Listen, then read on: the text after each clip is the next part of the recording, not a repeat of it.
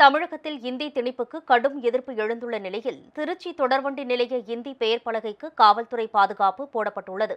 தமிழகத்தில் மும்மொழி கொள்கையை நடுவண் அரசு திணிப்பதாக அரசியல் கட்சிகள் குற்றம் சாட்டி போராட்டத்தில் குதித்துள்ளன. தஞ்சையில் நடுவண் அரசின் எல்ஐசி மண்டல அலுவலகத்தை திமுக கூட்டணி கட்சிகளைச் சேர்ந்த மாணவர் அமைப்பினர் ஊர்வலமாக சென்று முற்றுகையிட்டனர். அதே நேரம் நடுவண் அரசு அலுவலகங்களில் இந்தி எழுத்துக்களும் தார்பூசி அழிக்கப்பட்டு வருகின்றன.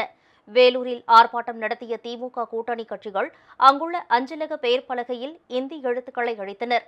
நடுவண் அரசின் மும்மொழிக் கொள்கையை கண்டித்து நாகையில் அரசு கல்லூரி மாணவ மாணவியர் வகுப்புகளை புறக்கணித்து ஆர்ப்பாட்டம் நடத்தினர்.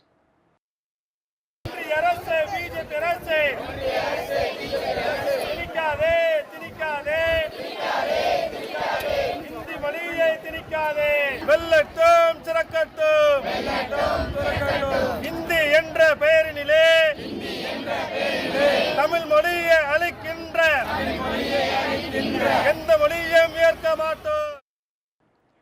இந்நிலையில் திருச்சி தொடர்வண்டி நிலையத்தில் இந்தியில் எழுதப்பட்ட பெயர் பலகைக்கு காவல்துறையினர் பாதுகாப்பு அளித்து வருகின்றனர்.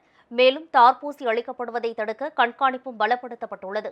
இதனிடையே சென்னை வானூர்தி நிலையத்தில் செய்தியாளர்களிடம் பேசிய நடுவண் அமைச்சர் எல் முருகன், பொது இடங்களில் இந்தி எழுத்துக்களை அழிப்பதன் மூலம் திமுகவுக்கு அழிவு காலம் தொடங்கிவிட்டதாக சாடினார்.